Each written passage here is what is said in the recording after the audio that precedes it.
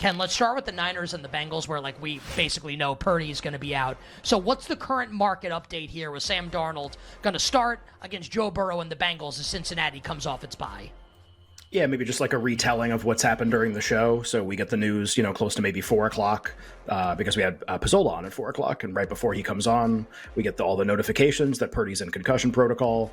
All the hinting is that Sam Darnold's going to play. Okay, well, the betting market is going to respond really strongly to that information because like Brock Purdy is perceived as a valuable quarterback and Sam Darnold might be fine, but this is a drop-off, and so the Bengals, the number is going to shorten. You just don't know quite how much, right? So the Niners were 5.5-point favorites before that piece of information came out, and line crashed really harshly and got basically all the way to 3. So the Niners were in most places like 3 minus 110 or 3 minus 120 or 3 minus 115. And then once we reached that point, there was resistance where people started betting the Niners then in that situation. And basically where we've settled, and there's been very little movement in the last hour and a half, is Niners 3.5, and the 3.5s are all juiced toward Cincinnati. So every time, and I have the screen up right now, every time a book goes to 3, they take San Francisco money and they go back up to 3.5 again. So it seems like that's going to be, for now, your resistance point in the game. That doesn't mean that has to be the resistance point the rest of the week. Just like for right now, that seems to be the point where people will step in and bet the opposite side. It'll go back up again. When sometimes it doesn't happen. Sometimes the line just keeps falling and falling and it just kind of settles and nobody wants the opposite side. That's the news. Now let's talk opinion here. So we're hanging out here in between 3 and 3.5. Does this make you want to make a bet, Ken? It could be a side of the game, could be a total, could be targeting a number that doesn't exist now, but maybe you think could appear at some point in between now and Sunday. So Darnold's going to play. What bet do you think you want to make, either for a number that exists now or that you think might exist at some point coming up in the next 72, 96 hours? Well, I felt like the 5.5 with Brock Purdy playing was maybe an opportunity to bet the Niners at what I called a discount. I think we even clipped off the video and sent it out yesterday. Not that I was definitely going to bet San Francisco, but I felt like the market was shaped in a way where, because they are the team that had given you 2 bad results the last 2 weeks, Cleveland and Minnesota, that you were maybe likely to get what I called a break on the price, that they maybe would normally be rated more than this, and you were getting them in a down period. And we even had, I think Baldy came on the show, they need to generate more explosive plays. The offense has been really problematic, and Purdy started turning the ball over a little bit more. I would also add the defense gave up way more explosive plays against Minnesota than we would have thought. Let Alexander Mattison run the ball really well in the first quarter, which was totally unexpected with what the Vikings were going to do in that game. Okay, cool. That's all correct and it's great. But over the course of a season, I think the Niners are probably better than that 5.5 number in the game. So if I feel like that, even if I don't know what Sam Darnold is specifically, he's not this exact number, this exact rating, whatever, I'm going to kind of carry that same opinion into whatever adjustment happens for the quarterback if I liked the other number anyway. And also, it's Kyle Shanahan, the dude who's playing Josh Johnson in the NFC Championship game and trying to figure it out. It matters. But if I kind of liked San Francisco in a buy low spot anyway, I'm going to hold on to that opinion a little bit. So it's kind of been, okay, how far down does this go? If it hits 3 at a point where I'm not on the air, can grab my phone, which hasn't happened yet so far. I think Niners -3 would probably be a bet, 3-1-10. We've never really quite gotten to that point, but that also can happen when we confirm that it's Sam Darnold, 100%. We could still get to that number. My first reaction to this was disappointment. I wanted the Bengals this week, and I was holding out for a 6 against Purdy. Everything prior to the bye week for the Bengals, I'm almost willing to dismiss it in a way, because you had obviously the Burrow uncertainty. I'm closer to believing the Bengals coming out of the bye week are closer to their preseason expectation than they are to what we saw through the first 6-7 weeks of the season, right? So that was my first reaction. It would be lazy analysis. I don't like when people are I think this player is worth X amount of points to the spread, because I think matchups matter in the NFL. And in particular, I don't, off the top of my head, know where Sam Darnold excels or doesn't excel.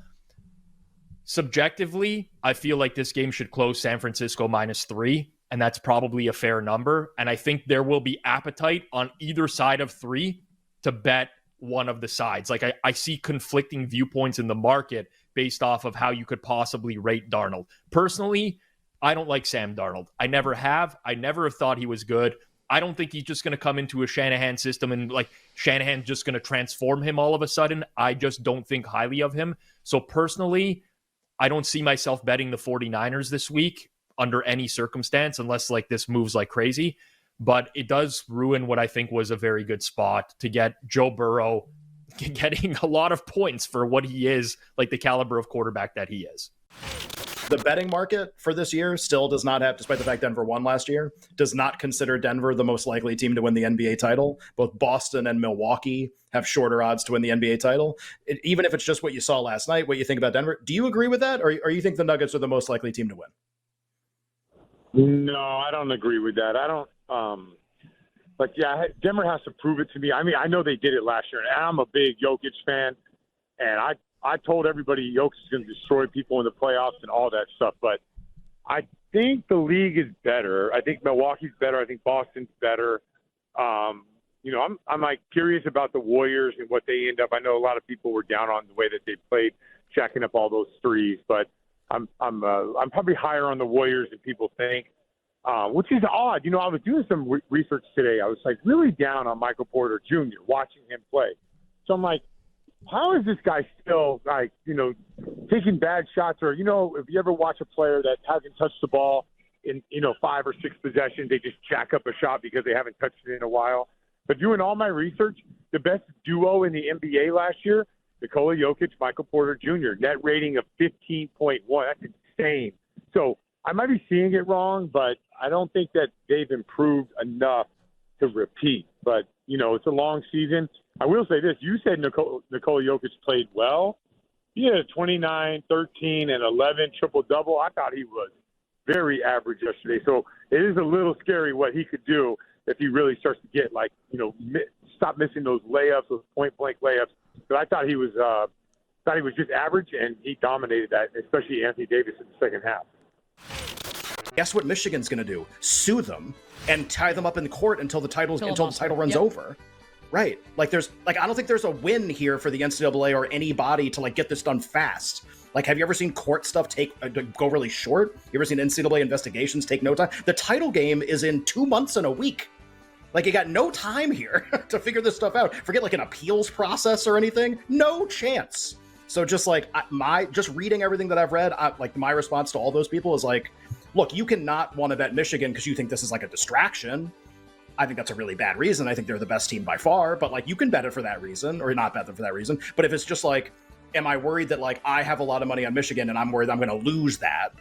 I mean, yeah, there's an act of God chance of something happening and whatever, something unforeseen. But just I read a lot of the stuff that everybody else reads, I don't see a lot of risk there right now. And I say that knowing that later in the show, there could be some tweet that the NCAA is doing something. It's possible. I'll just say from everything I've read, I don't think there's a lot of cause for concern that they're not going to be allowed to complete the season. Now, after the fact is a completely different story. There are 2 ways to approach Heisman. One is stats. He doesn't have the best stats. You're a dummy if you think he's going to win. He doesn't have the best stats. The second way to approach the problem, and it's really a combination of the two, that's what you should be doing, is every year but one, it's essentially been a team that in the final weekend of the season had a chance to make the college football playoff or made it. Okay, let's go through those teams. Florida State, Travis isn't going to win. Georgia, nobody's going to win. Ohio State, Marvin Harrison Jr., that's it. Pac-12 teams, great. Now that depends on whether you think Washington's taking a loss in their really tough month of their schedule. If you think the answer is no, then Penix probably wins. But they play USC, they play Oregon State, they play a really tough month. They take 1-2 losses there. They're not the playoff team. They're different. They're the stat team. So, the only playoff team left standing, it's Ohio State and it's Michigan. That's McCarthy and Marvin Harrison Jr. That's why I said that yesterday. And LSU's irrelevant. I don't want to hear about Jaden Daniels. Nobody cares about that team right now. Great. He's a stat guy. Approach it the team way, you'll come to a different conclusion than the player way. Best way to do it is combine both of them. And now I'm here to tell you how it's going to go. The World Series, the Fall Classic, will be won by the Texas Rangers. And the Rangers will win the series in 4. Rangers sweep the Arizona Diamondbacks plus 900 at BetMGM. Rangers to sweep. I'm calling my shot. Arizona doesn't even win a game.